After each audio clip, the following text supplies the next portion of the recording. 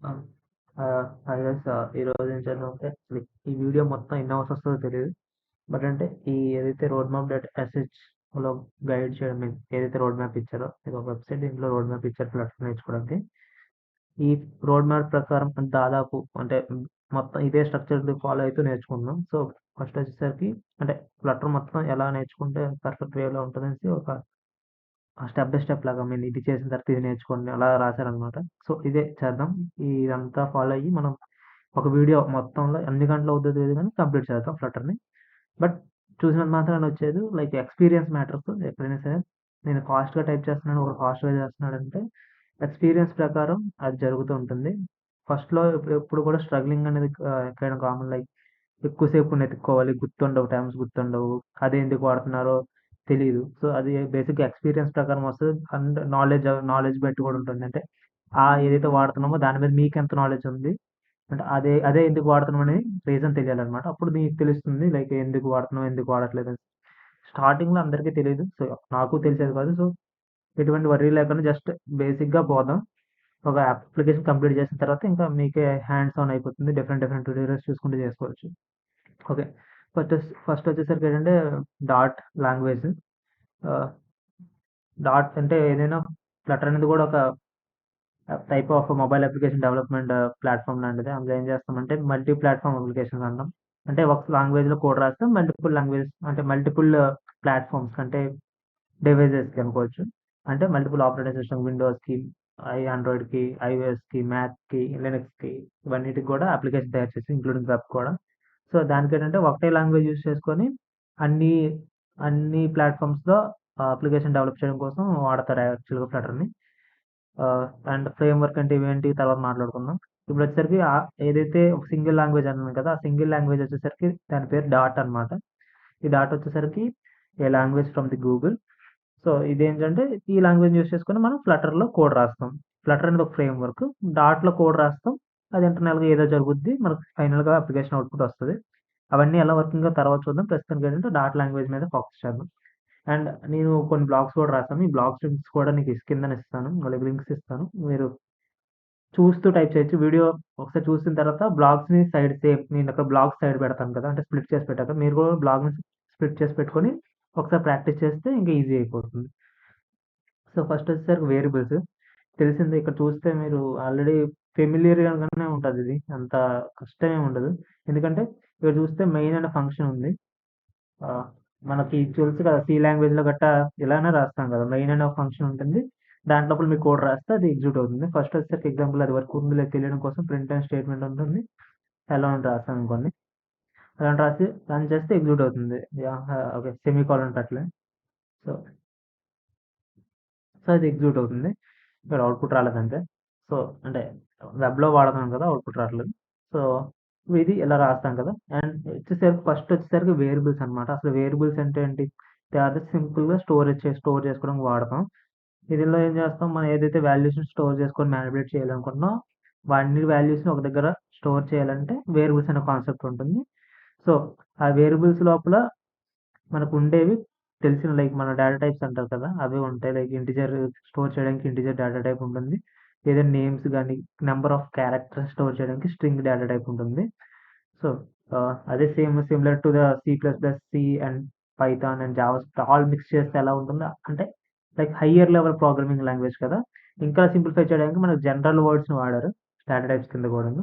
So, first వచ్చేసరికి ఏంటంటే మనకి నార్మల్‌గా ఇంట్ ఉంటుంది. ఇంట్ ఎగ్జాంపుల్ ఏ అన్నాను అనుకోండి. ఇంట్ ఇంట్ ఏ అన్నాను. ఓహ్! స్పేస్ ఈ ఆన్‌లైన్‌లో వచ్చేసరికి ఒక తలకాయ నొప్పి ఉందన్నమాట. లైక్ మనం టైప్ చేసినప్పుడు చూసారా, నేను స్పేస్ టైప్ చేస్తే అది ఏదేదో అయిపోతుంది. న్యూ అని టైప్ అయిపోతుంది. సో, దీనికి ఒక్కసారి నేను పాజ్ చేస్తా వీడియోని. నేను వేరే డాట్ ప్యాడ్ కాకుండా వేరేదేమైనా ఆన్ చేసుకుంటా. ఓకే. వేరే వెబ్‌సైట్ ఓపెన్ చేశాను. ఇప్పుడొచ్చేసరికి సింపుల్‌గా వేరియబుల్స్ ఫస్ట్ కాన్సెప్ట్ వచ్చేసరికి మనకు తెలిసిందే. ఇందులో సింపుల్‌గా మనకు ఫస్ట్ వచ్చేసరికి ఇంటిజర్ డేటా టైప్ ఉంటుంది. ఎగ్జాంపుల్ ఇంట్ ఏ ఈక్వల్స్ టు 10 అంటే ఏ లోపలికి మనం 10 టైప్ ఇంటిజర్ వాల్యూస్‌ని స్టోర్ చేయొచ్చు. అలాగే డబుల్ ఉంటుంది.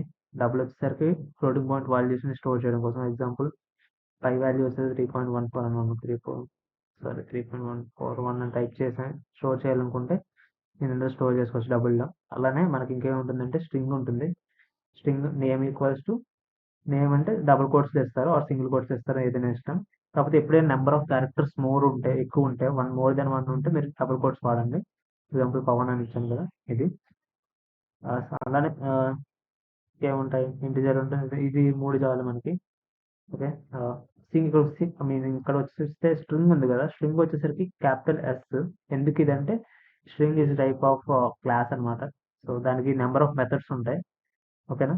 అందుకనేసి దానికి ఉంటది. అలాగే డబుల్స్‌కి మెథడ్ ఉందంటే ఉంటుంది. మెథడ్స్ అంటే తర్వాత మాట్లాడదాం. జస్ట్ అంటే దాని మీద కొన్ని పైథాన్‌లో మనకైతే ఇన్‌బిల్ట్ ఫంక్షన్స్ ఉంటాయో అలానే ఉంటాయి. సో, అవి వాడుకోవచ్చు. ఎగ్జాంపుల్ ప్రింట్ చేయాలనుకోని ప్రింట్ స్టేట్మెంట్ వాడేసి నేను ప్రింట్ చేసుకోవచ్చు.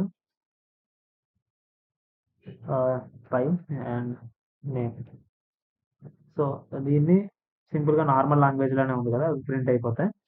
అండ్ ఇక్కడ మీరు చదువుకోవచ్చు తర్వాత. నేను పాజ్ చేస్తా. And variable names naming conventions ఉంటాయి. ఎగ్జాంపుల్ ఇది ఏజ్ అనుకోండి. లైక్ చైల్డ్, చైల్డ్ ఏజ్ అని టైప్ చేయాలనుకోండి. ఇలా టైప్ చేయొచ్చు. చైల్డ్ అని పెట్టేసి ఏజ్. ఇది నేమింగ్ కన్వెన్షన్ అనమాట. స్టార్ట్ చేసేటప్పుడు స్మాల్ లెటర్ స్టార్ట్ చేసి ఏదైనా న్యూ వర్డ్స్ వచ్చేటప్పుడు క్యాపిటల్ లెటర్ పెట్టాలి. అండ్ స్పేసింగ్స్ అనేవి నాట్ అలౌడ్. వేరియబుల్స్ నేమ్ మధ్య కావాలనుకుంటే అండర్ స్కోర్ వాడుకోవచ్చు. అండ్ స్టార్టింగ్ విత్ నంబర్స్ ఉండకూడదు. లైక్ 1 చైల్డ్ ఏజ్ అలా టైప్‌లో ఉండకూడదు. అండ్ స్పెషల్ క్యారెక్టర్స్ కూడా స్టార్ట్ అవ్వకూడదు. ఓకే. మధ్యలో కూడా స్పెషల్ క్యారెక్టర్స్ నాట్ అలౌడ్. ఇవి కొంచెం నేమింగ్ కన్వెన్షన్ అంటే వేరియబుల్ నేమ్స్ ఎలా పెట్టాలని తెలుస్తది. ఇవి మీకు ఆల్రెడీ తెలిసి ఉంటది. సి లాంగ్వేజ్ అట్లా నేర్చుకొని ఉంటారు. ఓకే. ఇవి చదువుకోవచ్చు ఇదంతా వేరియబుల్ నేమ్స్ ఇవన్నీ. ఇక్కడ ఆల్రెడీ ఏజ్ అండ్ ఇక్కడ హైపోథెసిస్ కూడా నాట్ అలౌడ్. ఇక్కడ రాసిన అన్ని రూల్స్ కూడా ఎలా ఉంటాయి. నెక్స్ట్ వచ్చేసరికి ప్రింట్ చేయడం చూసాం. అండ్ కండిషనల్ స్టేట్మెంట్ ఒకటి చూద్దాం. ఇప్పుడు ఎగ్జాంపుల్ ఏజ్ ఉంది కదా! అంటే దాని పేరు ఇప్పుడు child age is less than example 89 అంటే ఈజ్ లైక్ మైనర్ కదా! Print minor. ఎల్స్ ఏంటి? ఎల్స్ అప్పుడు అంటే ఒకవేళ ఈ కండిషన్ అనేది రాంగ్ అయితే ఇక్కడ ఏజ్‌లో ఏముంది? 10 ఉంది కదా! ఇక్కడ ఏజ్‌లో 10 ఉంది. 10 ఈజ్ లెస్ దాన్ 18 అంటున్నాం. కరెక్టే కదా! 10 అనేది 18 కన్నా తక్కువే కదా! అప్పుడేమవుద్దంటే ఈ బ్లాక్ కోడ్ అనేది ఎగ్జిక్యూట్ అవుద్ది. ఏదైతే ఇది ఉందో కర్లీ బ్రేసెస్ ఉందో ఇది బ్లాక్ అంటారు. బ్లాక్ ఆఫ్ కోడ్ అంటారు. ఏదైతే కండిషన్ రాసామో అది కండిషన్ అని అంటారు. ఇఫ్‌లో లోపల రాసింది ఈ బ్రాకెట్స్ లోపల రాసింది, పారెంథసిస్ లోపల రాసింది కండిషన్ అంటారు. ఇది ఏదైతే ఔట్ సైడ్ కర్లీ బ్రేసెస్‌లో రాసామో block of code related to that particular condition అది. అండ్ మైనర్ ఒకవేళ అది కండిషన్ కాదు అనుకుంటే ఎల్స్ రాస్తారు. ఎల్స్ ప్రింట్ఎఫ్ కాదు ప్రింట్ మేజర్ మేజర్ ఇలా కాదు మరి మీరు ఇంకో కండిషన్ కూడా యాడ్ చేయాలనుకుంటే ఇంకో if else ladder elif ladders ఉంటాయి అవి కూడా ఉంటాయి same. If age child age is equals to 18 then మనకి ఏదో చేయాలనుకున్నాం. అంటే ఏం చేద్దాం అనుకున్నాను print you can apply for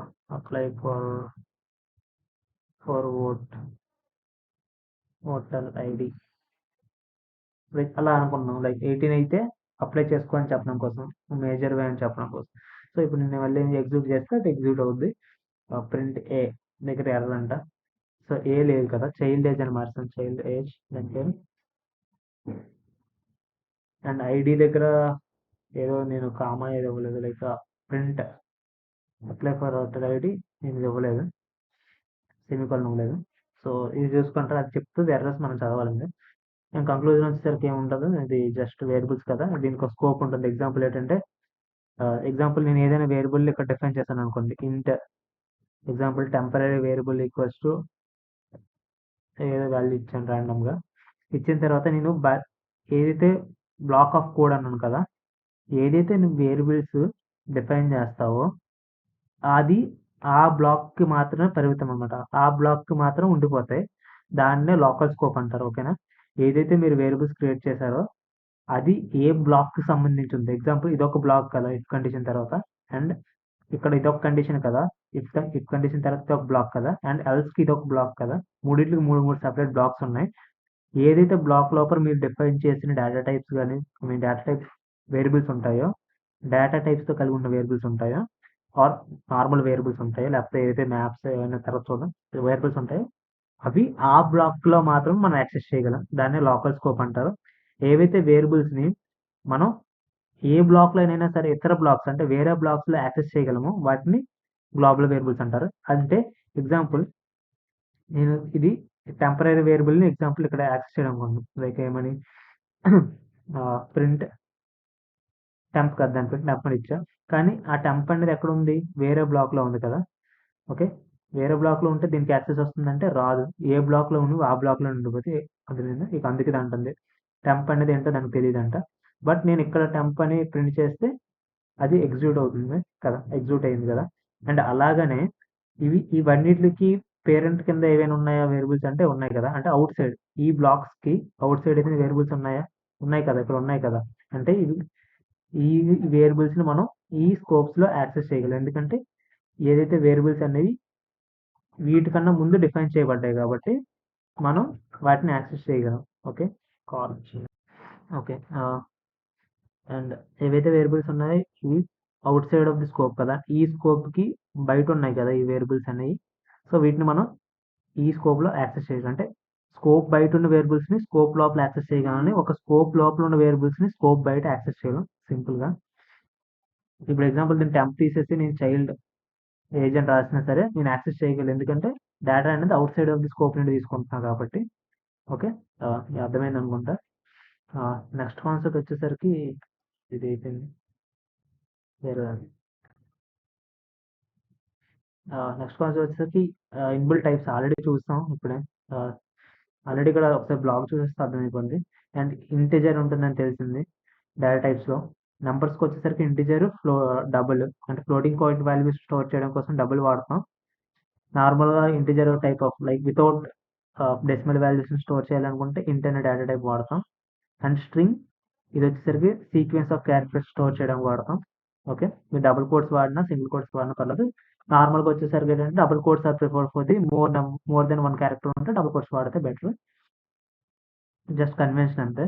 తర్వాత మనకి బులియన్ టైప్ ఉంటుంది. బులియన్ వచ్చేసరికి ట్రూ ఆర్ ఫాల్స్ వాల్యూని మాత్రమే స్టోర్ చేసుకుంటుంది. అంటే ట్రూ ఆర్ ఫాల్స్ ఇదే టైప్ ఆఫ్ డేటా టైప్. అదేం చేస్తుందంటే ట్రూ అంటే ట్రూ, ఫాల్స్ అంటే false. Condition true and false అని చెప్తాం కదా, అలాగే ట్రూ అనేది ఫాల్స్ని స్టోర్ చేయడం కోసం ఏం చేస్తాం, బులియన్ అనే డేటా టైప్ వాడతాం. అండ్ ఇక్కడికి వచ్చేసరికి మెయిన్ ఇంపార్టెంట్ కలెక్షన్స్. ఓకే, నేను ఇది తీసేస్తాను.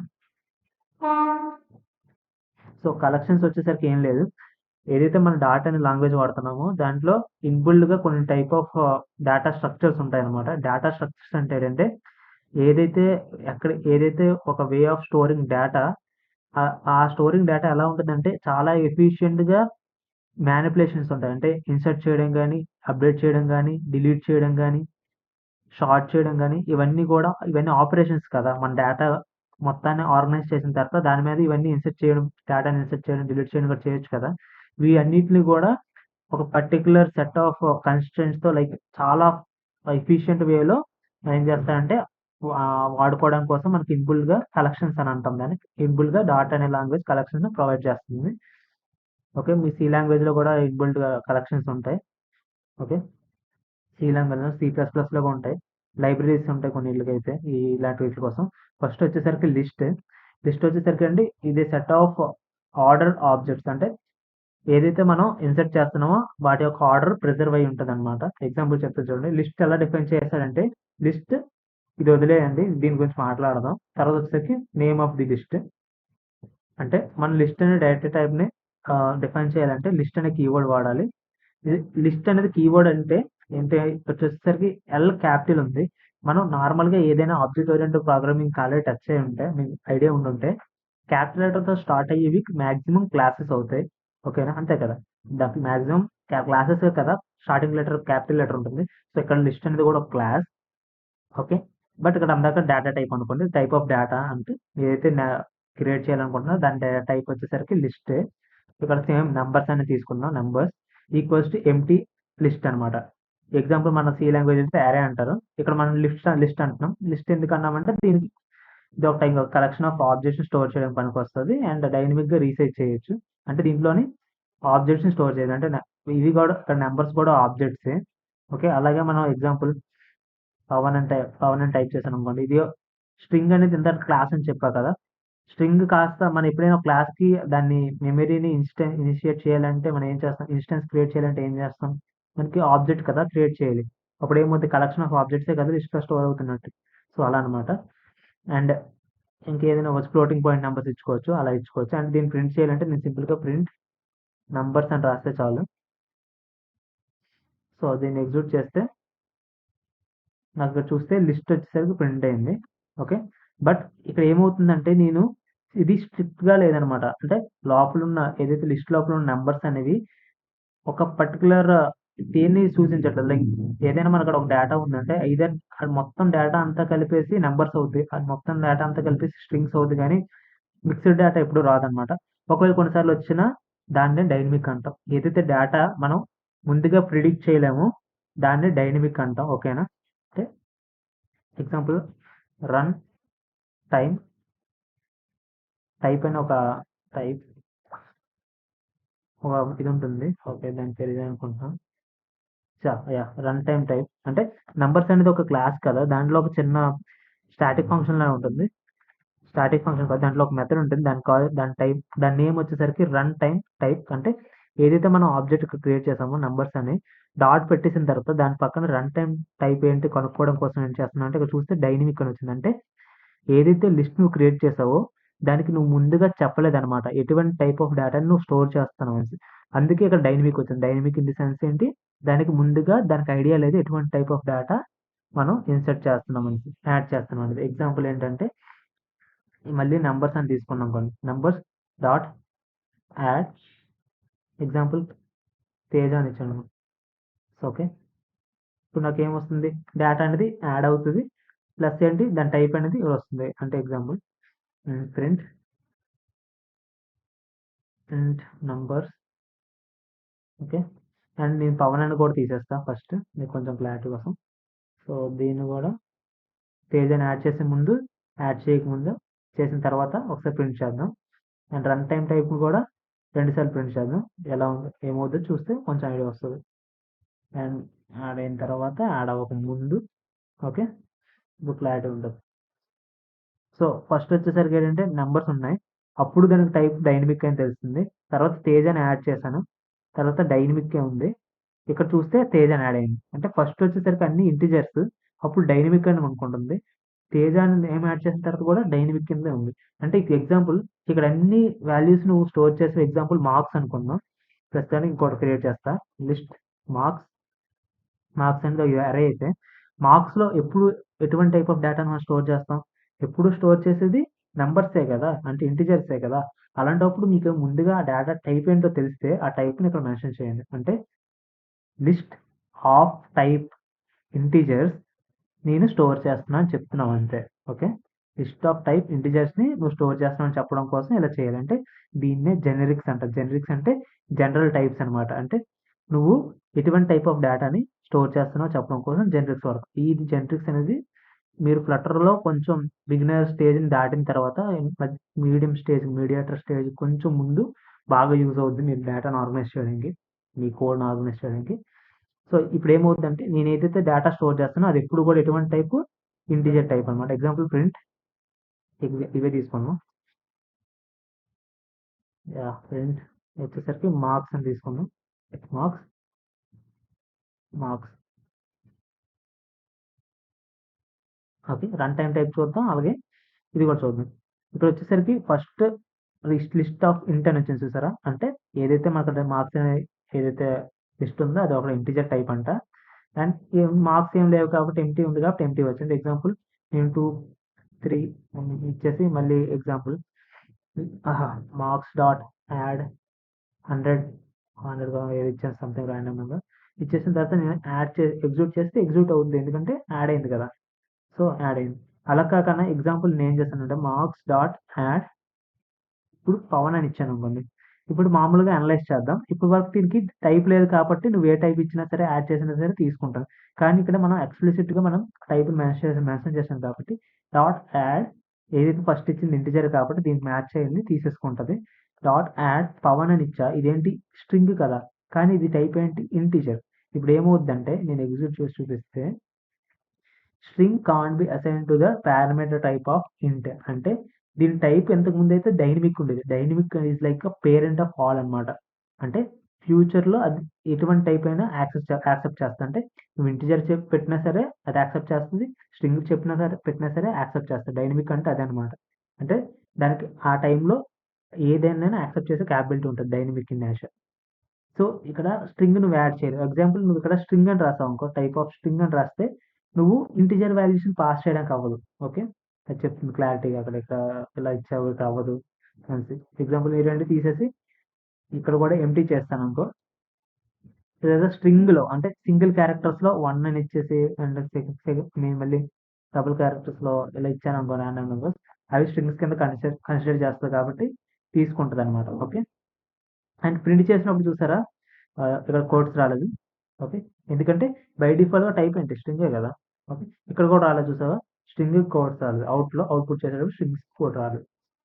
ఇది దీనిలో ఇలా కాకుండా మీరు నార్మల్గా ప్రింట్ చేయాలంటే ఏం చేస్తారంటే ఇది ఏమవుతుందంటే మీరు ఎగ్జాంపుల్ చూస్తే ప్రింట్ చేసేటప్పుడు ఆ బ్రాకెట్స్ కూడా ప్రింట్ అవుతాయి. అంటే ఇది ఇలా ప్రింట్ అయిపోతుంది. సో వితౌట్ బ్రాకెట్స్ మనం ప్రింట్ చేయాలనుకుంటే సింపుల్గా మీరు ఏదైనా లూప్ వాడాలి. ఫర్ మనకి ఏం తెలుసు ఇప్పుడు వరకు ఇంట్ ఐ ఈక్వల్ టు 0 నుండి మొదలెట్టు ఐ లెస్ దాన్ ఎగ్జాంపుల్ మనకి లెంత్ తెలియదు అనుకుందాం. మార్క్స్ లోపల ఎన్ని మార్క్స్ స్టోర్ చేశారో తెలియదు అనుకుంటే మార్క్స్ డాట్ లెంత్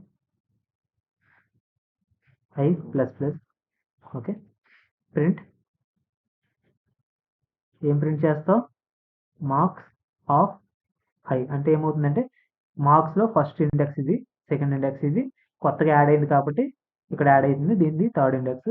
కానీ మన ఇండెక్స్ ఎప్పుడు ఎక్కడి నుంచి స్టార్ట్ అవుతుంది, 0th ఇండెక్స్ నుంచి స్టార్ట్ అవుతుంది. ఫస్ట్ 0th ఇండెక్స్, ఇక్కడ తగ్గింది ఫస్ట్ ఇండెక్స్, తర్వాత సెకండ్ ఇండెక్స్. అందుకే ఐ ఈక్వల్ టు 0 అండి. మార్క్స్ ఆఫ్ 0 అంటే ఏమొస్తుంది అంటే ఫస్ట్ది వస్తుంది, మార్క్స్ ఆఫ్ 1 అంటే సెకండ్ వస్తుంది, మార్క్స్ ఆఫ్ 2 అంటే ఇది వస్తుంది. లెంత్ అంటే దీని యొక్క లెంత్, అంటే దీని యొక్క లెంత్ అంటే మార్క్స్ యొక్క లెంత్. ఆఫ్టర్ ఇవన్నీ మ్యానిపులేషన్ చేసాం కదా, యాడింగ్ డిలీటింగ్ అవన్నీ చేసి డిలీట్ చేయలేదు, యాడ్ చేసిన తర్వాత దాని లెంత్ పెరుగుతుంది కదా, అందుకని ఇక్కడ ఇచ్చాను డాట్ లెంత్ అనేసి. అది ఏం చేస్తుందంటే లెంత్ రిటర్న్ చేస్తుంది అనమాట. నేను సెమీకాలన్ ఇవ్వడం మర్చిపోయాను. యా, ఇప్పుడు చూస్తే 1 ఈ 3 వచ్చాయి కదా, సరిపోయింది కదా. ఓకే, నెక్స్ట్ వచ్చేసరికి సెట్స్ వచ్చేసరికి ఏం లేదు, అది యూనిక్ వాల్యూస్ స్టోర్ చేయడానికి. ఎగ్జాంపుల్ చెప్తా చూడండి. నా అక్కడ ఏదో డూప్లికేట్ వాల్యూస్ వచ్చే ఛాన్స్ ఉంది. ఎక్కడైనా సరే డూప్లికేట్ వాల్యూస్ వచ్చే ఛాన్స్ ఉంది అనుకోండి. డూప్లికేట్ వాల్యూస్ వచ్చే ఛాన్స్ ఉండేటప్పుడు మనం ఏం చేయాలనుకుంటాం, దాని దగ్గర నుండి డూప్లికేట్ వాల్యూస్ని రిమూవ్ చేయాలని కోరుకుంటాం. సో డూప్లికేట్ వాల్యూస్ ఉండకపోతే మనకే బెటర్ కదా. ఎగ్జాంపుల్ చెప్తా చూడండి. లిస్ట్ వాల్యూస్ అని అనుకుందాం, దాని పేరు వాల్యూస్ అనుకుందాం. ఇప్పుడు ఇద్దాం, నాకు ర్యాండమ్గా కొన్ని వాల్యూస్ నేను ఎంటర్ చేస్తాను. సో ఏదో ర్యాండమ్గా కొన్ని డూప్లికేట్ వాల్యూస్ చాలా వచ్చాయి కదా.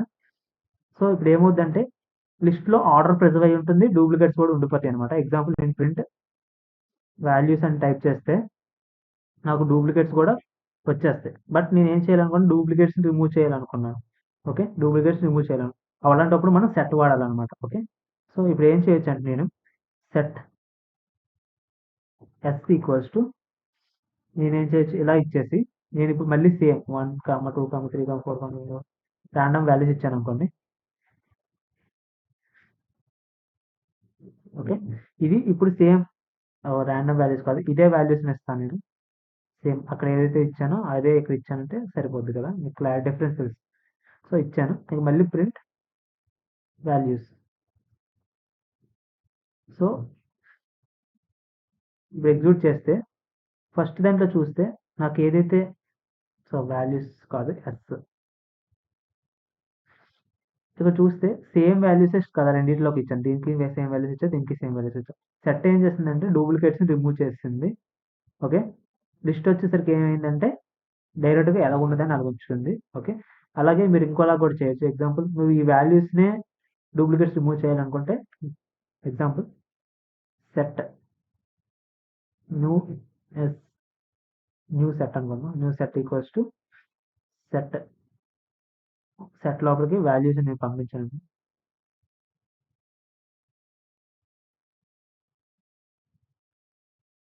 New set execute. సరే సెట్లో ఇలా పాస్ చేయడానికి లేదు. Okay. Okay. Set of simple hash set ఇవ్వడానికి లేదు. ఓకే. సో, బేసిక్‌గా అది మర్చిపోయాను నేను. ఇది అనుకున్నా లైక్ పైథాన్‌లో ఇలా చేయొచ్చు. పైథాన్‌ల సింటాక్స్ గుర్తొచ్చేస్తుంది. సో, ఇది సెట్ క్రియేట్ చేయడం కోసం. ఇది సెట్ కోసం, అది పైన లిస్ట్ కోసం. అండ్ సెట్‌కి కూడా మెథడ్స్ ఉంటాయి యాడ్ చేయడానికి, రిమూవ్ చేయడానికి. నెక్స్ట్ వచ్చేసరికి మ్యాప్. మ్యాప్ వచ్చేసరికి ఏంటంటే మీకు పైథాన్ ఐడియా ఉంటే డిక్షనరీ అన్నమాట. అందులో కీ అండ్ వాల్యూస్ ఉంటాయి. ఇక్కడ చూస్తే సేమ్ ఇక్కడ మాట్లాడుకుందాం. పైన ఎక్కడికెళ్ళి. సో, మ్యాప్ వచ్చేసరికి ఏంటంటే కీ వాల్యూ పేర్స్‌ని స్టోర్ చేయడానికి పనికొస్తది. మనం ఎక్కువ ఇంటర్నెట్ నుండి డేటాని ఏపీఎస్ కాల్స్ చేసేటప్పుడు మాక్సిమం వాడేది ఏంటంటే మ్యాప్స్ వాడతాం. సో, మ్యాప్‌ని డిఫైన్ చేయాలనుకుంటే సింపుల్‌గా మ్యాప్ అని డిఫైన్ చేసి ఎమ్ ఈక్వల్స్ టు మ్యాప్‌ని కర్లీ బ్రేసెస్‌తో డిఫైన్ చేస్తాం. ఓకే. అండ్ ఈ మ్యాప్‌లో ఏముంటదంటే ఇగో ప్రింట్ చేద్దాం ఫస్ట్ దీన్ని ఎమ్ ప్రింట్ ఎమ్ ఎగ్జిక్యూట్ చేస్తా. సో, నాకు ఎంప్టీ కర్లీ బ్రేసెస్ వచ్చాయి. ఎందుకంటే మ్యాప్ లోపల ఏం లేదు. ఎగ్జాంపుల్ ఏ, ఏ అనే దానికి apple is the value. A అనేది కీ అయితే apple is the value. Okay. And ఇప్పుడు బి అనేది కీ అయితే ball is the value. Okay. అర్థమైందనుకుంటా. ఎందుకు డిక్షనరీ అన్నాం అంటే ఏ అనే టైంకి ఒక వాల్యూ ఉంటుంది. బి అనే టైంకి ఒక వాల్యూ ఉంటుంది. దీన్ని ఎగ్జిక్యూట్ చేస్తాను నేను. ఈ 2 వచ్చాయి. ఓకే. అండ్ ఇప్పుడు నేను స్పెసిఫిక్‌గా యాక్సెస్ చేయాలనుకుంటే ఏదైనా ఒక కీని యాక్సెస్ చేయాలనుకుంటే నేను ప్రింట్ చేసేటప్పుడు ఎమ్ అంటే మ్యాప్ కదా! మ్యాప్ పేరేంటి ఎమ్ కదా! సో, ఎమ్ ఆఫ్ కీ ఇవ్వాలన్నమాట. ఏ కీ నువ్వు యాక్సెస్ చేయాలనుకుంటున్నావు ఎగ్జాంపుల్ బి అనుకో. బిని మెన్షన్ చేయాలన్నమాట.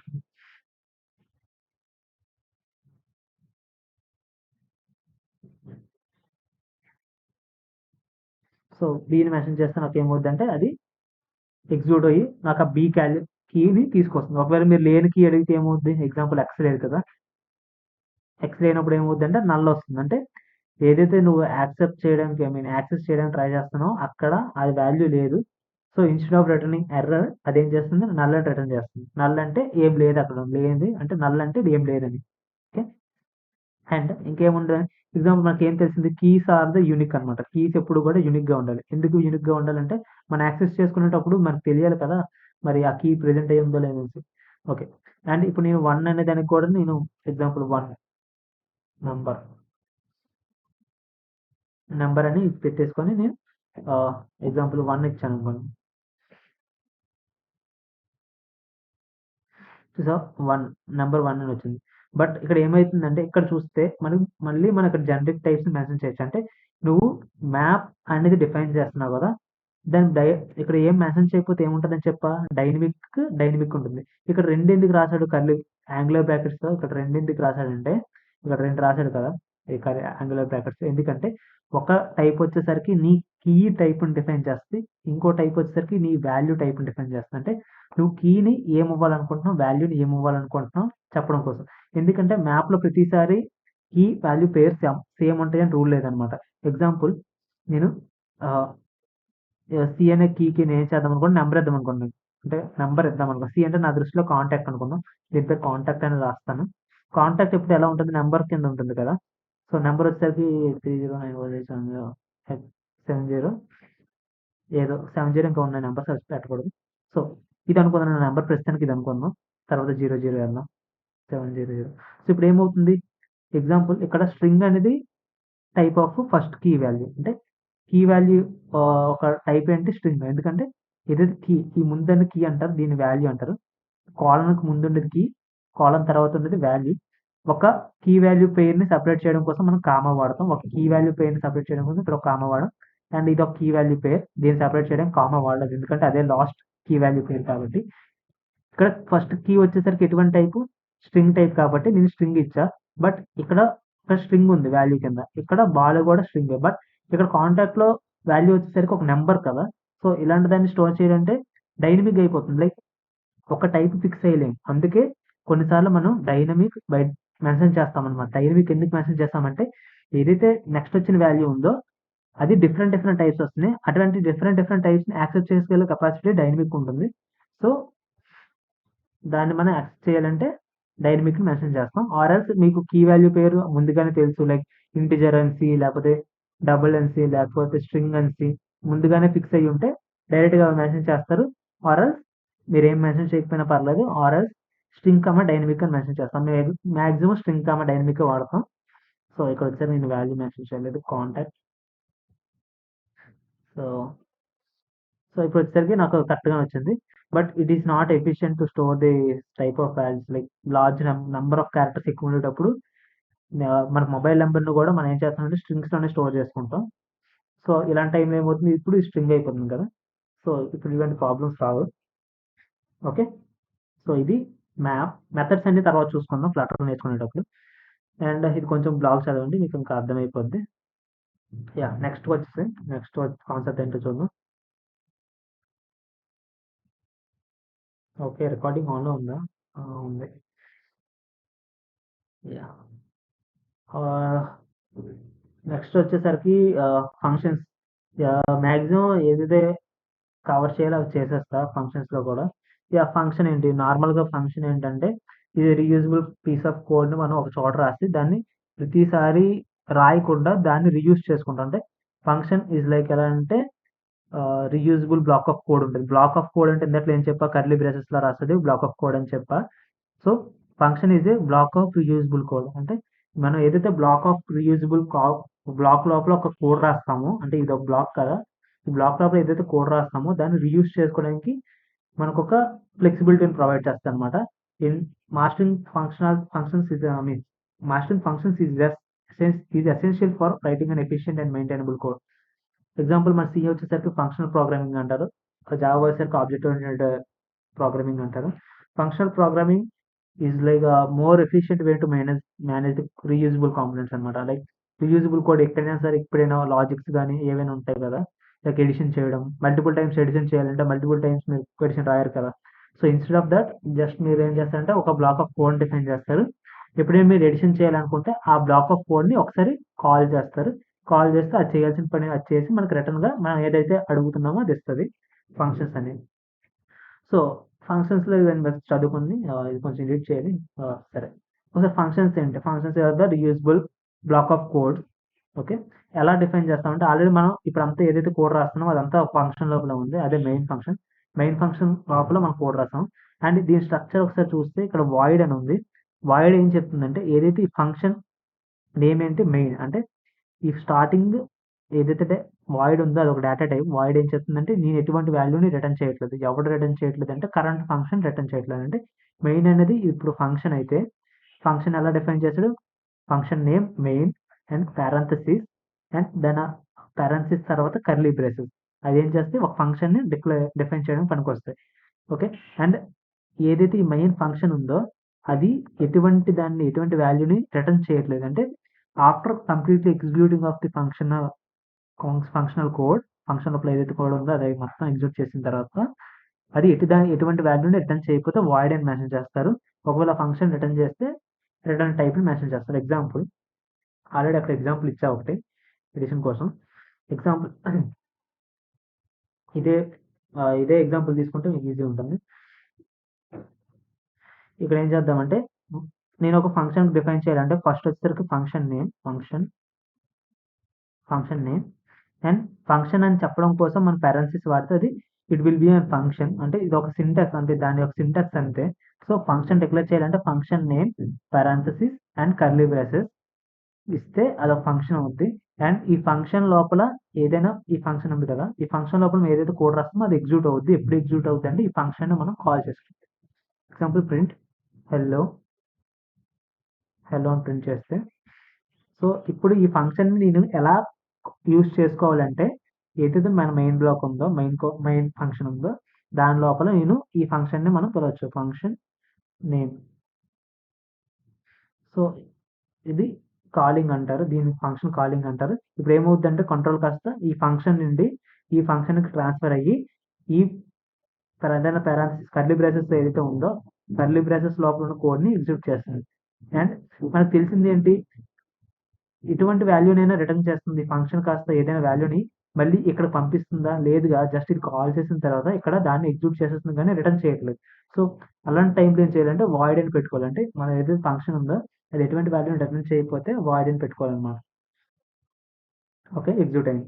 అండ్ అలాగనే ఎగ్జాంపుల్ నేను వాయిడ్ ఎడిషన్ అనే ఒక ఫంక్షన్ తీసుకోండి.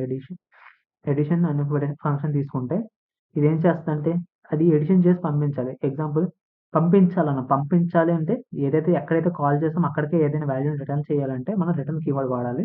అండ్ 10 ప్లస్ 20 అని అనుకో, లేకపోతే 10 ప్లస్ 30 అని అనుకో. సో ఇప్పుడు ఏమవుతుందంటే ఈ ఫంక్షన్ కాస్త కాల్ అయిన తర్వాత ఈ స్టేట్మెంట్ ఎగ్జిక్యూట్ అవుద్ది. ఫస్ట్ 10 ప్లస్ 30 అయిపోయి ఈ వాల్యూని ఈ ఫంక్షన్ అనేది రిటర్న్ చేస్తుంది. బట్ ఎడిషన్ అనే ఫంక్షన్ డిక్లేర్ చేసేటప్పుడు ఏం చెప్పాం, ఎటువంటి వాల్యూని ఇది రిటర్న్ చేయదని చెప్పాం కదా. ఎగ్జాంపుల్ నేను ఏం చేస్తాను, ఎడిషన్ ఇక్కడ కాల్ చేస్తాను. ఎడిషన్ కాల్ చేస్తా కదా, ఎగ్జిక్యూట్ చేస్తే ఇక్కడ చూస్తే error can't return A value from void function అంట. అంటే వాయిడ్ అనే ఫంక్షన్ నుండి నేను రిటర్న్ వాల్యూని రిటర్న్ చేయలేను. ఎందుకంటే వాయిడ్ అంటే ఇది సెన్స్ ఏంటంటే ఎటువంటి వాల్యూని రిటర్న్ చేయొద్దని. ఎగ్జాంపుల్ దీన్ని డైనమిక్ చేసేస్తా అంటే ఏం మెన్షన్ చేయకపోతే ఏమవుద్ది, డైనమిక్ అయిపోద్ది అని చెప్పా కదా, అప్పుడు ఎగ్జిక్యూట్ అవుద్ది. కానీ మనం ఏదైతే వాల్యూ రిటర్న్ చేస్తామో దాని టైప్ ముందే తెలుసు కదా మనకి. దాని టైప్ ఏంటి, ఇంటిజర్ కదా. సో ఇంటిజర్ అని తెలిసేటప్పుడు మనం ఏం చేయొచ్చు అంటే దాన్ని డైరెక్ట్గా దాని టైప్ మెన్షన్ చేస్తాం. ఓకే, ఎగ్జాంపుల్ రిటర్న్ అయ్యింది కానీ అది వాల్యూ కనిపించట్లేదు. ఎందుకు కనిపించట్లేదు అంటే ఇది స్టేట్మెంట్ ఎగ్జిక్యూట్ అయిన తర్వాత అది వెనక్కి వెళ్ళిపోయింది. లైక్ ఎక్కడైతే ఇక్కడ కాల్ చేసింది కదా ఇక్కడ పంపించేసింది 40 అనే వాల్యూని. సో ఇప్పుడు దాన్ని ఇక్కడ కాల్ చేసిన తర్వాత ఆ వాల్యూ మనకు వచ్చింది కాబట్టి దాన్ని మళ్ళీ మనం స్టోర్ చేసుకోవాలి. స్టోర్ చేసుకోవడం కోసం ఇంట్ return value just return value అనేది నేమ్. మీరు రిటర్న్ వాల్యూ కాకుండా XYZ ఏదైనా పెట్టుకోండి. అండ్ XYZని ప్రింట్ చేయడం కోసం ప్రింట్ స్టేట్మెంట్ వాడతాం. సో ఇప్పుడు ఏమైతుంది, ఈ ఫంక్షన్ కాల్ అవుతుంది. ఈ ఫంక్షన్ తర్వాత ఈ స్టేట్మెంట్ ఎగ్జిక్యూట్ అయిన తర్వాత రిటర్న్ చేసింది ఏ వాల్యూని, ఇంటిజర్ వాల్యూని రిటర్న్ చేసింది. ఇంటిజర్ వాల్యూ కాస్త మళ్ళీ ఎక్స్లోకి స్టోర్ అయింది. ఎక్స్ని మనం ప్రింట్ చేసుకుంటాం.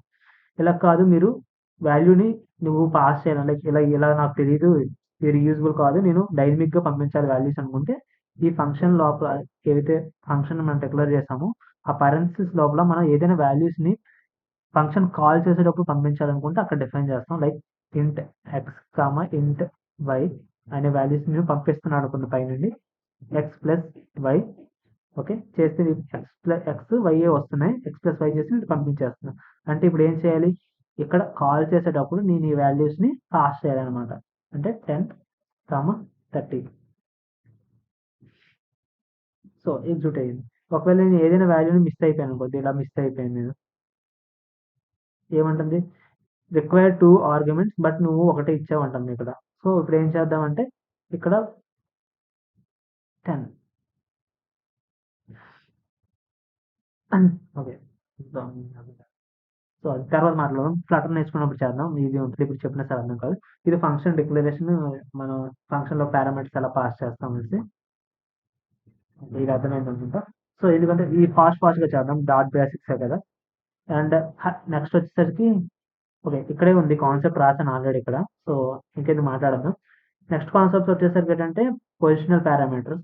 ఆల్రెడీ పొజిషనల్ పారామీటర్స్ గురించి చూసాం. అంటే పారామీటర్స్ అంటే వీటినే కదా పారామీటర్స్ అంటారు. సో ఏదైతే ఫంక్షన్ లోపల మనం ఆ వేరియబుల్స్ని రిక్వైర్డ్గా అడుగుతున్నామో వాటిని పారామీటర్స్ అంటారు. ఇవి పాస్ చేసిన పారామీటర్స్, ఇవి యాక్సెప్ట్ చేసిన పారామీటర్స్. ఇంకా చెప్పాలంటే formal parameters and actual parameters. ఓకేనా. సో పారామీటర్స్ డిఫైన్ చేసేటప్పుడు ఏంటంటే మనకి ఇందులో రిక్వైర్డ్ పారామీటర్స్ అంటే ఆప్షనల్ పారామీటర్స్ అని ఉంటాయి. ఎగ్జాంపుల్ నేను దీన్ని ఎగ్జిక్యూట్ చేస్తా చూడండి. ఇది తీసేద్దాం, ఒకటే పాస్ చేద్దాం. పాస్ చేసేటప్పుడు ఏమవుతుందంటే ఇక్కడ చూస్తే ఫ్యూ పొజిషనల్ ఆర్గ్యుమెంట్స్, అంటే ఏవైతే పొజిషనల్ ఆర్గ్యుమెంట్స్ ఉన్నాయో అవి తక్కువ ఉన్నాయంట. బట్ ఎలా ఎన్ని తక్కువ ఉన్నాయి, 2 కావాలి, 2 ఆర్ రిక్వైర్డ్, బట్ ఒకటే ఇచ్చామని చెప్తుంది.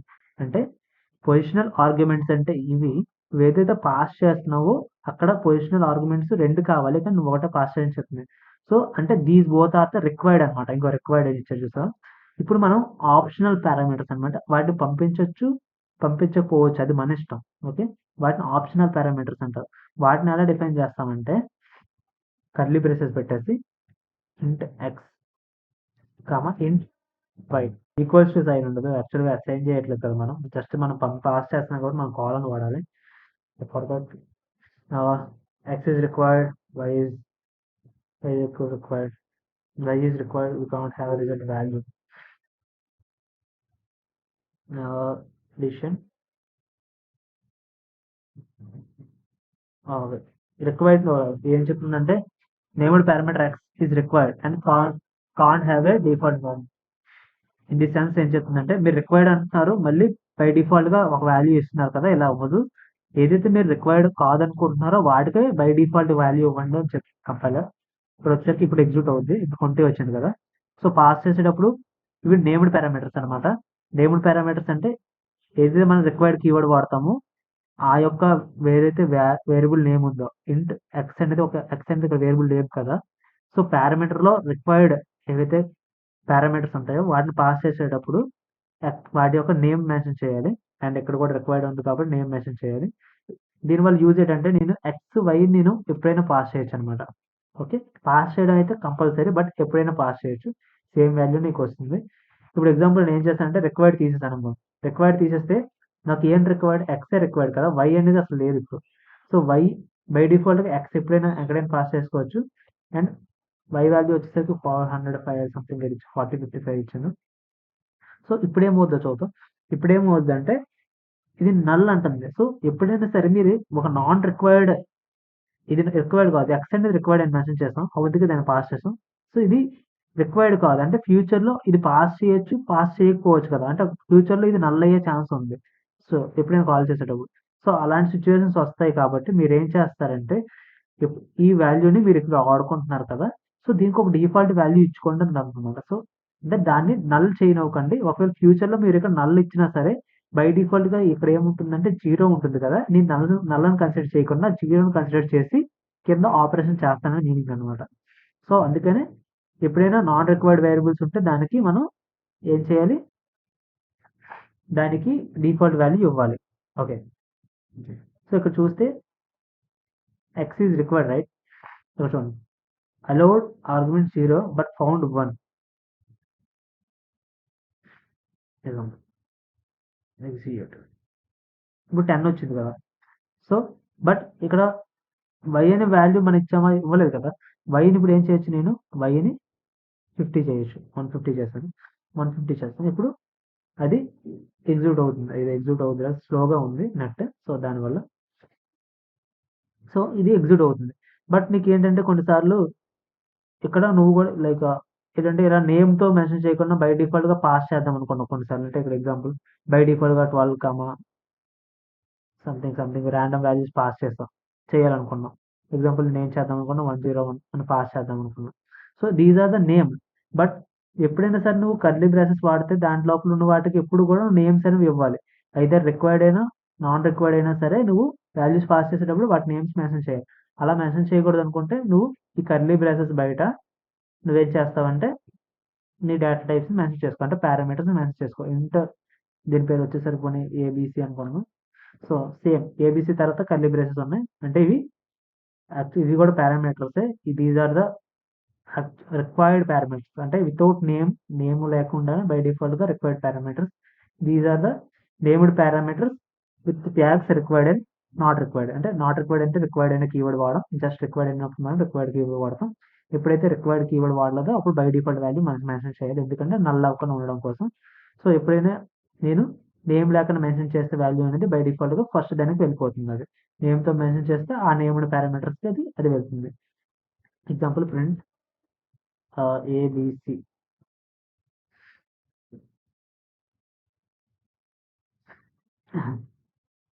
So y is not okay, y equals కాదు కదా, వై కాలం. సో ఇప్పుడు వచ్చింది కదా. సో 101 రిటర్న్ అయ్యి 101 అనేది ప్రింట్ అయ్యింది. తర్వాత ఎక్స్ వై ప్లస్ వై అనేది పాస్ అయిపోయింది బయటికి. సో ఇది పారామీటర్స్. ఇంకొక కాన్సెప్ట్ ఉంటుంది దీంట్లో పారామీటర్స్ లోపల, దాని పేరు name hire order functions. So చూస్తే సో ఇది మల్టిప్లై చేయడం ఎలా అనేసి యా అలా ఎలా వచ్చింది కాబట్టి ఇక్కడ ఒకసారి చూద్దాం. ఇది ఇంత line statements, single line statements ఉన్నాయి అనుకోండి, లైక్ 1 లైన్ లో కూడా మనం రాయొచ్చు. ఎలా అంటే ఇంట్ మల్టిప్లై అని అనుకోండి, మల్టిప్లై. ఎగ్జాంపుల్ ఇందులో ఇంట్ ఎక్స్ కామా ఇంట్ వై అని తీసుకున్నాం అనుకున్నాం. అండ్ నేను వాటినే రిటర్న్ చేసేస్తున్నా కదా. సో దీనికోసం నేను ఏం చేస్తాను, రిటర్న్ ఎక్స్ ఇంటూ వై అని చేస్తున్నా కదా, ఎక్స్ ఇంటూ వై అని. సో ఇదంతా అన్నెసరీ అనమాట. దీన్ని నేను ఎలా రాయొచ్చు అనుకుంటే సింపుల్ గా దీని తర్వాత నేను equals to and greater than symbol పెట్టేసి నేను ఏదైతే రిటర్న్ చేయాలనుకుంటున్నానో వితౌట్ రిటర్న్ కీవర్డ్ నేను రాయొచ్చు అనమాట. అంటే దీనికి కంపేర్ చేసుకుంటే సేమ్ ఇదే ఉంది.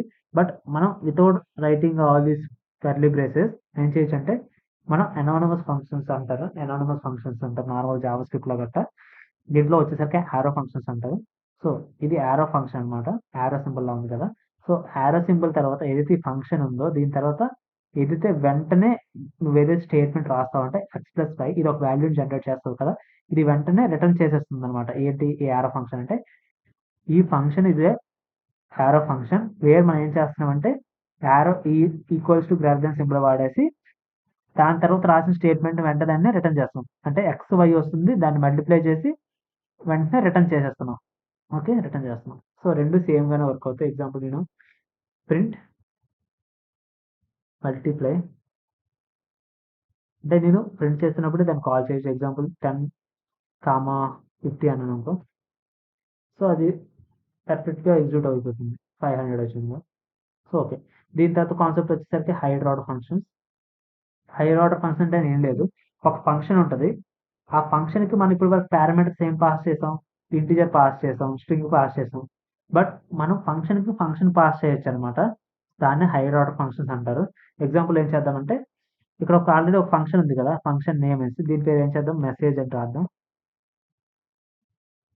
ఫంక్షన్ నేమ్ వచ్చేసరికి మెసేజ్ అని మార్చేద్దాం. మెసేజ్ ఇది వచ్చేసరికి ఇక్కడ తీసేస్తాను. సో మెసేజ్ ఏం చేస్తుంది అంటే ఇది ఒక స్ట్రింగ్ని యాక్సెప్ట్ చేస్తుంది. ఓకే స్ట్రింగ్ని యాక్సెప్ట్ ఎగ్జాంపుల్ నేమ్ అనుకుందాం. Hello plus name. ఓకే ఏం లేదు హలోకి కంకేట్ చేశాను ఎంటీ కొంచెం స్పేస్తో, దాని కంకేట్ ఏం చేశాను నేమ్ని కంకేట్ చేశాను. ఇప్పుడు ఏం చేయాలంటే ఒక ఫంక్షన్ తీసుకుందాం. ఆ ఫంక్షన్ నేమ్ వచ్చేసరికి గ్రీటింగ్ వైడ్ గ్రీటింగ్. గ్రీటింగ్ అనే ఫంక్షన్ తీసుకున్నాను. గ్రీటింగ్ ఏం చేస్తుంది అంటే గ్రీట్ చేస్తుంది అనమాట ఎవరినైనా సరే. ఏం గ్రీట్ చేస్తుంది అంటే ఎగ్జాంపుల్ ఇక్కడ ఒక స్ట్రింగ్ తీసుకుందాం. ఇది ఒక నేమ్ అనుకుందాం. ఓకే స్ట్రింగ్ కాస్త నేమ్ అంటే గ్రీట్ చేసేటప్పుడు వాడి నేమ్ పంపించాలన్నమాట. ఎగ్జాంపుల్ ఇప్పుడు ఏమవుద్దంటే ఓకే ఇది ఉంది కదా నేమ్ వచ్చింది నీకు. దీంతో పాటు ఏం చేద్దామంటే నువ్వు ఒక ఫంక్షన్ కూడా యాక్సెప్ట్ చేయొచ్చు. ఫంక్షన్ అనేది ఒక కీవర్డ్. మనం ఫంక్షన్స్ రాసాం కదా ఇది ఫంక్షన్, దాన్ని డిఫైన్ చేయాలంటే ఫంక్షన్ కీవర్డ్ వాడచ్చు మనం. Okay function and function name. Okay function name వచ్చేసరికి ఎగ్జాంపుల్ పాస్డ్ ఫంక్షన్. ఓకే ఈ పాస్డ్ ఫంక్షన్కి ఎందుకు ఎలా రాసామంటే మనం ఇప్పుడు పై నుండి మనం ఇక్కడికి ఫంక్షన్ పాస్ చేయొచ్చు. ఎగ్జాంపుల్ మీకు ఏం ఇక్కడ చూపిస్తే ఇక్కడ చూస్తే ఇది ఒక ఫంక్షన్. ఓకే ఈ ఫంక్షన్ నేమ్ ఇచ్చాడు. సో ఇది వద్దు ఇక్కడే చూద్దామండి. సో ఏం లేదు మన స్ట్రింగ్ ఎలా పాస్ చేస్తున్నామో ఒక ఫంక్షన్ పాస్ చేయాలంటే ఫంక్షన్ కీవర్డ్ వాడుతున్నాము. దాని తర్వాత కర్లీ బ్రేసెస్ పరెన్సెస్ వాడతాం ఫంక్షన్ డిఫైన్ చేయడానికి. అండ్ ఫంక్షన్ నేమ్ ఇది పాస్డ్ ఫంక్షన్ నేమ్ అనుకుంటున్నాం. ఓకే ఇప్పుడు కొంచెం క్లారిటీ ఉంటుంది. సో ఇప్పుడు ఏం చేస్తానంటే గ్రీటింగ్ చేసేటప్పుడు ఏం చేయాలి, ఆల్రెడీ నాకు ఒక ఫంక్షన్ తెలుసు. సో అంటే ఏం లేదు గ్రీట్ చేసేటప్పుడు ఏదైతే పాస్ చేశాడో అదొక ఫంక్షన్ కదా, ఆ ఫంక్షన్ నేను కాల్ చేసుకుంటే సరిపోద్ది. సింపుల్గా చెప్తా చూడండి. హైయర్ ఆర్డర్ ఫంక్షన్స్ అంటే ఒక ఫంక్షన్కి ఇంకో ఫంక్షన్ పాస్ చేయడం హైయర్ ఆర్డర్ ఫంక్షన్. ఇక్కడ ఆల్రెడీ మనకు మెసేజ్ అనేది ఒక ఫంక్షన్ ఉంది కదా.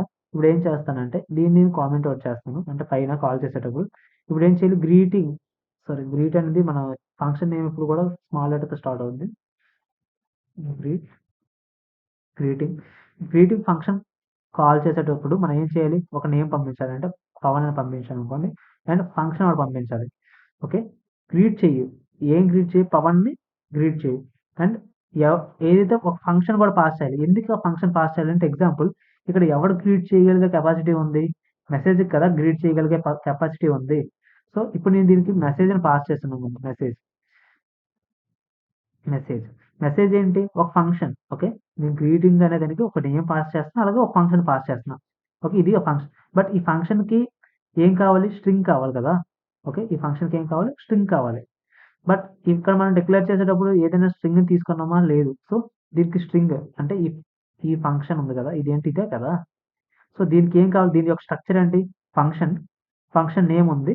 అండ్ ఫంక్షన్ నేమ్ లోపల కొన్ని పారామీటర్స్ కావాలి. అంటే ఫంక్షన్‌కి కొన్ని పారామీటర్స్ కావాలి. అంటే మ్యాచ్ చేయాలా. ఆ ఫంక్షన్‌ని మ్యాచ్ చేయాలన్నమాట. దాని యొక్క డిక్లరేషన్‌ని మ్యాచ్ చేయాలి. అంటే ఫంక్షన్ డిక్లరేషన్ అంటే ఇదే.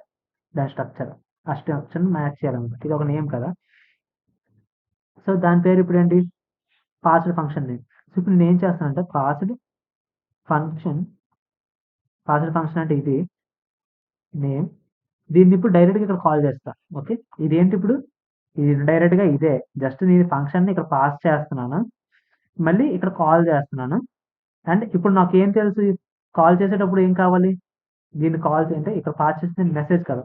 మెసేజ్‌కి కాల్ చేస్తే ఏం కావాలి? దానికి నేమ్ పంపించాలి కదా! ఆ నేమ్ ఎక్కడుంది? ఇక్కడ ఉంది కదా! అంటే పాస్ చేసిన ఫంక్షన్‌కి ఏం కావాలి? నేమ్ కావాలి. ఆ నేమ్ ఎక్కడుంది? ఇక్కడే ఉంది. సో, ఇది నేమ్. సో, ఇది ఏం లేదు. జస్ట్ సింపుల్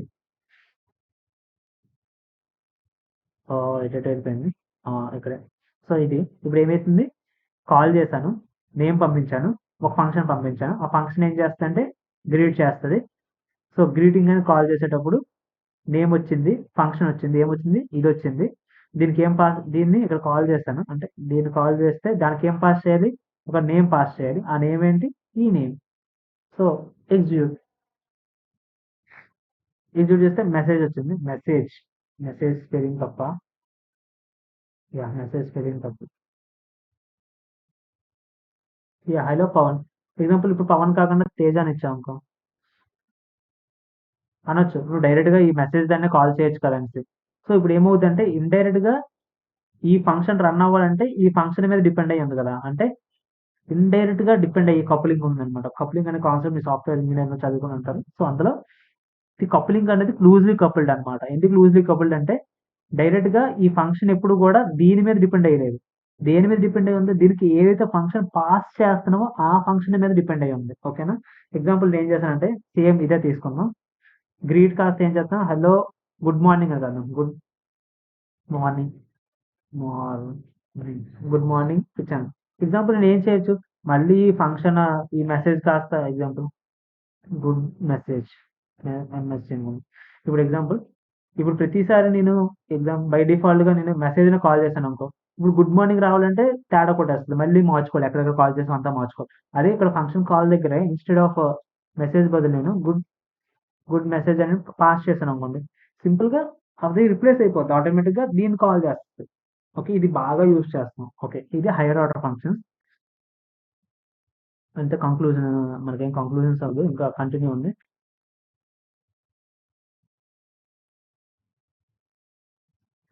ఆపరేటర్స్ ఆపరేటర్స్ గురించి ఏం చెప్పను నేను. అర్థమెటిక్ ఆపరేటర్స్ మీకు తెలుసు కదా! ఎడిషన్ చేయాలంటే ప్లస్ వాడతాం. సబ్‌ట్రాక్షన్ మైనస్ వాడతాం. మల్టిప్లై చేయడానికి ఇది వాడతారు. డివిజన్‌కి వాడతారు. మాడ్యులస్ ఆపరేషన్‌కి వాడతారు. మాడ్యులస్ అంటే రిమైండర్. డివిజన్ అంటే కొ మన కోఎఫిషియంట్. అండ్ ఆపరేటర్స్ తెలిసిందే. కంపారిజన్ ఆపరేటర్ అంటే ఈక్వల్ టు అంటే 2 ఈక్వల్ కాదో చెక్ చేయడం కోసం. 2 నాట్ ఈక్వల్ టు ఈ ఈ సింబల్ వచ్చేసరికి నాట్ ఈక్వల్ అంటే ఈ 2 నాట్ ఈక్వల్ అయితే ట్రూ వస్తది. ఈక్వల్ అయితే false. Less than, greater than equal to and logical and ఉంటుంది. లాజికల్ ఆర్ ఉంటుంది. లాజికల్ నాట్ ఉంటుంది. బిట్ వైస్ ఆపరేటర్స్ ఉంటాయి. ఇవన్నీ నార్మల్ లాంగ్వేజ్‌లో ఉన్నట్టే ఉంటాయి. సో, అంత కాదు. ఈ లింక్స్ అన్నీ కూడా ఇస్తాను. అండ్ నెక్స్ట్ వచ్చేసరికి కంట్రోల్ ఫ్లో స్టేట్మెంట్స్. ఇది కొంచెం ఫినిష్ చేద్దాం ఫాస్ట్‌గా. అరౌండ్ 1 అవర్‌లో అయిపోద్ది. కొంచెం ఎడిట్ చేస్తే 1 అవర్‌లో అయిపోద్ది వీడియో. యాహ్! హ్మ్. యాహ్! ఇది. Yeah! Control flow statements.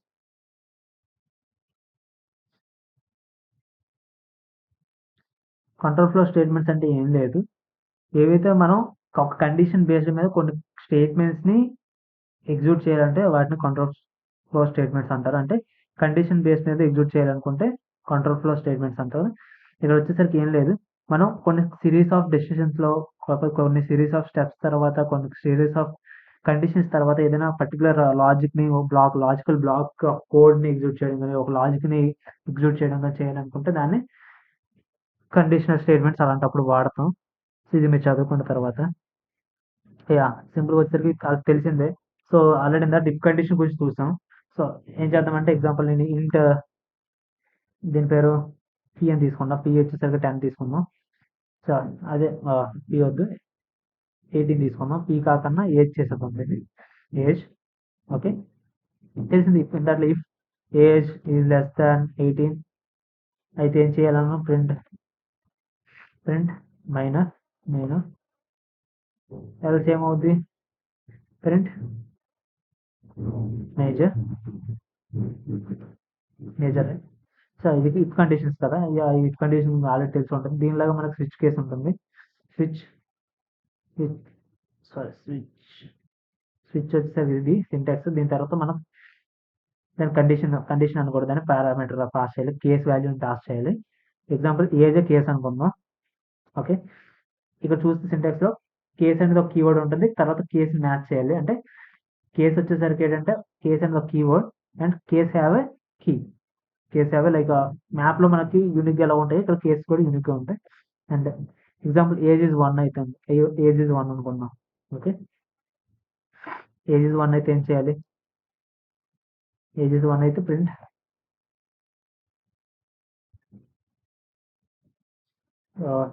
1 print 1 చేద్దాం. అలా కాకుండా దీని తర్వాత బ్రేక్ స్టేట్మెంట్ రాయాలి. అసలు బ్రేక్ ఎందుకు రాద్దాం చూద్దాం. ఏం లేదు, ఫస్ట్ రాద్దాం, తర్వాత చూద్దాం. అలానే మనకి ఇంకో 2-3 స్టేట్మెంట్స్ కావాలి. కేస్ 2 అంటే కేస్ అనేది అంటే నువ్వు పాస్ చేసిన వాల్యూ 1 అయితే ఇది మ్యాచ్ అయ్యి ఈ పర్టికులర్ కోడ్ ఎగ్జిక్యూట్ అవుద్ది. దాని తర్వాత అక్కడతో ఆగిపోద్ది, అంటే కింద కేసు ఎగ్జిక్యూట్ అవ్వదు అనమాట. ప్రింట్ 2 ఇది కూడా అయితే అవ్వకపోతే అయిపోయిన తర్వాత బ్రేక్ చేస్తాం. ఇవేమీ కాదు, ఇవేమి ఇవ్వగానే వేరేది ఏదో వచ్చింది అనుకుంటాం, దాన్ని డిఫాల్ట్ కేసు అంటారు. అంటే నువ్వు పాస్ చేసిన వాల్యూ ఏతుందో దీని ఏజ్ కాకుండా వాల్ అని రాసుకుంటా. ఇక్కడ ఇంట్ వాల్ వచ్చేసరికి బై డిఫాల్ట్ గా 0 తీసుకున్నాం. సో ఏదైతే వాల్యూని పాస్ చేస్తావో ఈ కేసు మ్యాచ్ అయితే ఇది ఎగ్జిక్యూట్ అవుద్ది, ఇక్కడ కేసు మ్యాచ్ అయితే ఇది ఎగ్జిక్యూట్ అవుద్ది. ఒకవేళ ఇది ఏమి అవ్వకపోతే డిఫాల్ట్ కేసు ఉంటుంది. డిఫాల్ట్ కేసు అంటే పైవేవి కాకపోతే ఇది ఎగ్జిక్యూట్ అవుతుంది, అంటే not found case. Okay, so example ఏమైంది, అక్కడ వాల్యూ వచ్చేసరికి ఏంటి 0 కదా, ఇక్కడ వాల్యూ 0 కేసు ఉందా, లేదు కదా. ఒకవేళ దీన్ని ఎగ్జిక్యూట్ చేస్తే నాకు ఏమొస్తుంది, ఎక్కడో ఎర్రర్ వచ్చింది, కేస్ 2 దగ్గర ఎర్రర్ వచ్చింది. ఎక్కడ వచ్చింది ఎర్రర్,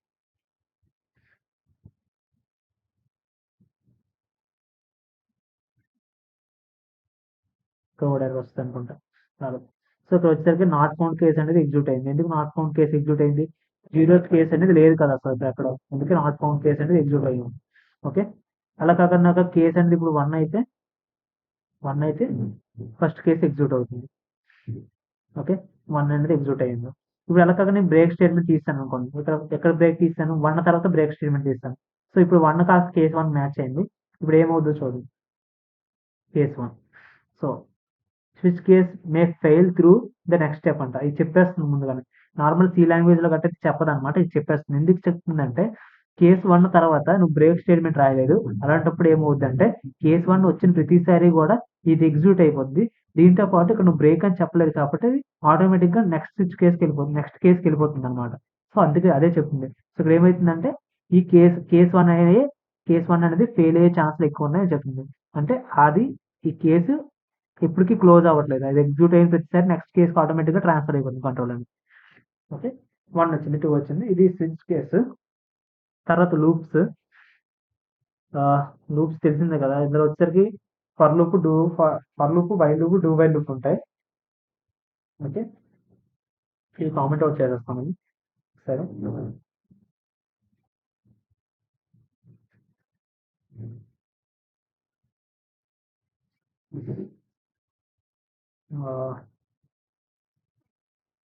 ఓకే, ఇక మనకు వచ్చేసరికి లూప్స్ వచ్చేసరికి ఫర్ వైల్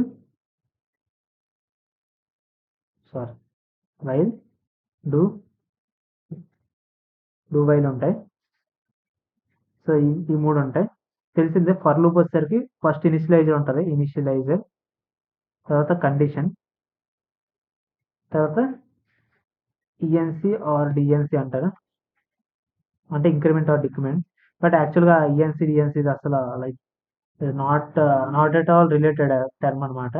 మనం రాసేటప్పుడు ఇంక్రిమెంట్ డిక్రిమెంట్ రాస్తారు కాబట్టి అది అలా అయిపోయింది. సో మూడు పాస్ చేయాలి. First initial, conditional and increment are decrement, ఆ మూడు పాస్ చేయాలి. ఫర్ లూప్ వస్తే రాద్దాం. ఫర్ ఇంట్ ఇనిషియలైజేషన్ అనమాట. ఇంట్ ఐ ఈక్వల్స్ టు 0 అనుకున్నాం. అండ్ కండిషన్ వచ్చేసరికి ఐ ఎప్పుడు కూడా లెస్ దాన్ 10 వరకు. సో ఐ వాల్యూ, సో వచ్చిన ప్రతిసారి కూడా ఐ వాల్యూని ఇంక్రిమెంట్ చేయడం. ఓకే, అంటే ప్రింట్ ఐ చేస్తే first I value 0, I less than 10, అవును 0 లెస్ దాన్ 10, ఇది ఎగ్జిక్యూట్ అవుద్ది. ఇది ఎగ్జిక్యూట్ అయిన తర్వాత అప్పుడు ఐ ప్లస్ ప్లస్ అవుద్ది. అంటే ఫస్ట్ ఈ రెండు ఆపరేషన్ జరిగిన తర్వాత ఈ ఆపరేషన్ జరుగుద్ది, ఐ ప్లస్ ప్లస్ అనేది. మళ్ళీ రిపీట్, ఇప్పుడు ఎంత 1 లెస్ దాన్ 10, మళ్ళీ 1 ప్రింట్ అవుద్ది. ఇప్పుడు 1 కాస్త ఐ ప్లస్ ప్లస్ అంటే 2 అవుద్ది. సో 3, 4, 5, 6 అలా ఎగ్జిక్యూట్ అవుతూ ఉంటుంది. సో ఇది while loop. And break statement చూద్దాం. ఇఫ్ ఐ ఈక్వల్ టు 5 అయితే ఏం చేద్దాం అంటే బ్రేక్ చేద్దాం. బ్రేక్ ఏం లేదు, బ్రేక్ ఏం చేస్తా అంటే ఏదైతే కరెంట్ లూప్ రన్ అవుతుందో, ఎప్పుడైతే బ్రేక్ అని కాల్ అవుతుందో current loop will be broken అనమాట. అక్కడ ఆ కండిషన్ దగ్గర ఆ లూప్ అనేది ఎగ్జిక్యూట్ అవ్వడం మానేస్తుంది. అంటే ఇప్పుడు ఐ ఈక్వల్ టు 5 అయినప్పుడు మొత్తం లూప్ ని బ్రేక్ చేస్తాం. అంటే ఐ ఈక్వల్ టు 5 తర్వాత నీకు ఎగ్జిక్యూట్ అవ్వదు ఇంకా. అంటే ఐ ప్లస్ ప్లస్ ఇదంతా జరగదు, ఈ కండిషన్స్ ఇంకేం జరగవు. జస్ట్ ఆ లూప్ అక్కడితో ఆగిపోద్ది ఎగ్జిక్యూట్ అవ్వడం. సో కంటిన్యూ చూద్దాం ఒకసారి. కంటిన్యూ అనేది ఏం చేయదు, జస్ట్ కరెంట్ ఇటరేషన్ ని స్కిప్ చేస్తుంది. ఇక్కడ చూస్తే 1 2 3 4 5 6 7 8 9 వరకు వచ్చాయి. అదే ఇది కానీ నేను పైన రాస్తా, ఐ ప్రింట్ చేయకముందు రాస్తే ఏమవుద్దంటే ఐ ఈక్వల్ టు 5 అవ్వగానే ఇది కంటిన్యూ అంటే it will not execute the remaining statements అనమాట. అంటే కంటిన్యూ చేయగానే మళ్ళీ ఏదైతే నీ కంట్రోల్ ఉంటుందో కంట్రోల్ కాస్త మళ్ళీ ఐ ప్లస్ ప్లస్కి వెళ్ళిపోతుంది, ఇక్కడికి వెళ్ళిపోతుంది. ఓకే, కంటిన్యూ చేయగానే 1 2 3 4 5 అవ్వగానే కంటిన్యూ అన్నా అంటే ప్రింట్ చేయదు ఇంకా మళ్ళీ కంట్రోల్ కాస్త ఐ ప్లస్ ప్లస్కి వెళ్ళిపోతుంది. ఓకే, అది కంటిన్యూ స్టేట్మెంట్.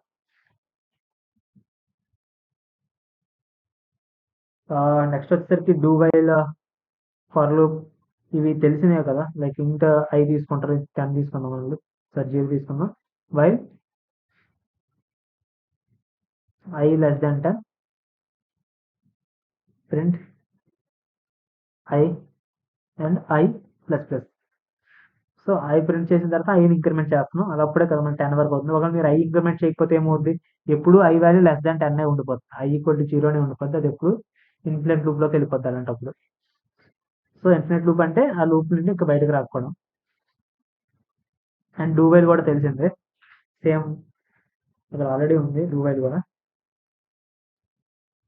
సో డూ ఏం చేస్తుందంటే డూ వైల్లో మనకి మెయిన్ ఏంటంటే అట్లీస్ట్ 1 టైం అయినా మన స్టేట్మెంట్ ఎగ్జిక్యూట్ అవుతుంది అనమాట. అదే కండిషన్ అనుకోండి, అదే దాని యొక్క యూజ్ మనకి. అంటే అట్లీస్ట్ 1 టైం అయినా సరే మనకి అది ఎగ్జిక్యూట్ అవుద్ది స్టేట్మెంట్ అనేది. ఎగ్జాంపుల్ ఏంటంటే ఐ ఈక్వల్ టు 0 ఉంది, మనం వైల్ కండిషన్ ఏంటి రాసాం, ఐ గ్రేటర్ దాన్ 0 అయితేనే, sorry I is greater than 0 అయితేనే ఇవి మళ్ళీ రిపీట్ చేయమని. బై డిఫాల్ట్ గా ప్రింట్ చేసేస్తుంది ఐ ఏంటి 0, ఐ మైనస్ మైనస్ ఏమవుద్ది, ఐ కాస్త -1 అవుద్ది. -1 ఇస్ గ్రేటర్ దాన్ 0నా, కాదు కదా, ఎగ్జిక్యూట్ అవ్వదు. అలా కాకుండా ఎగ్జాంపుల్ నేను లెస్ దాన్ చేసాను, ఐ లెస్ దాన్, ఇన్ఫినిట్ వెళ్ళిపోద్ది, ఇంకా ఇన్ఫినిట్ లూప్ అనమాట. ఇలా కాకుండా ఏం చేయాలంటే ఐ ప్లస్ ప్లస్ చేయాలి. ఇంకా ఇది ఆగదు, మనం ఇంకా సబ్సెట్ క్లోజ్ చేయాలి. సో అది నెక్స్ట్ వచ్చేసరికి బ్రాంచింగ్ స్టేట్మెంట్స్. బ్రాంచింగ్ అంటే ఏం లేదు, ఇఫ్ స్టేట్మెంట్స్. అంతే అంతే ఈ ట్యూటోరియల్లో ఇఫ్ కండిషన్ బ్రాంచింగ్ స్టేట్మెంట్స్ అంటారు. ఒకసారి లాగ్ స్ట్రింగ్స్ అని ఇస్తాను, సో మీరు చెక్ చేయండి.